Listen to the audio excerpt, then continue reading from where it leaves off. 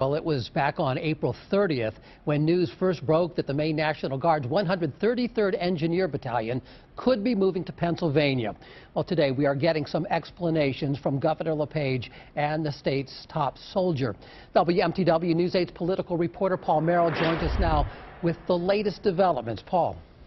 Steve, in an unannounced press conference this morning, Governor LePage and Brigadier General James Campbell said ideally they'd like to see Maine's National Guard force expand, but realistically, they're getting ready for the Pentagon to make some major changes.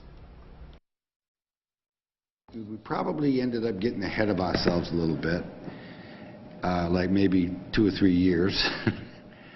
Together in public for the first time since the news broke, Governor LePage and General Campbell answer questions about their ongoing discussions concerning the future of the Maine National Guard's 133rd Engineering Battalion.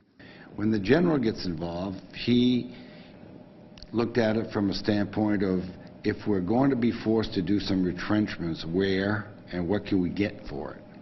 General Campbell says he's been told that about 20% of the Guard's heavy construction engineer units are going to be either converted or cut in the next federal budget cycle. Even more cuts could be coming because of the cuts known as sequestration.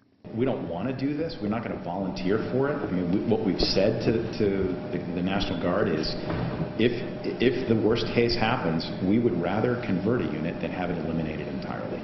Campbell says the Guard is growing infantry units and is planning to add one in New England. He wants Maine to be in the running. The 133rd is the oldest National Guard unit in Maine. Its members helped rebuild after the 1998 ice storm. They've also taken part in community projects, including hundreds of thousands of dollars worth of construction projects at Casco's Camp Sunshine. Interacting with the Guard has been such a privilege for all of us here at camp because they do remind us of the good that our military does, not only on the front when they're sent off to fight wars, but also here in our own communities. Engineering Battalion soldiers would be eligible for retraining. Campbell says he's been keeping his higher-ups in the loop. At no time have we told them that this is going to be imminent. This is all based on actions that are actually outside the control of the state of Maine. Governor LePage says he's been lobbying both the White House and the Pentagon about this. He also says there's a congressional committee that's looking into the Guard's future. He and the general aren't expecting any decisions from Washington until late next year or early 2016. Live in the studio, Paul Merrill, WMTW News 8.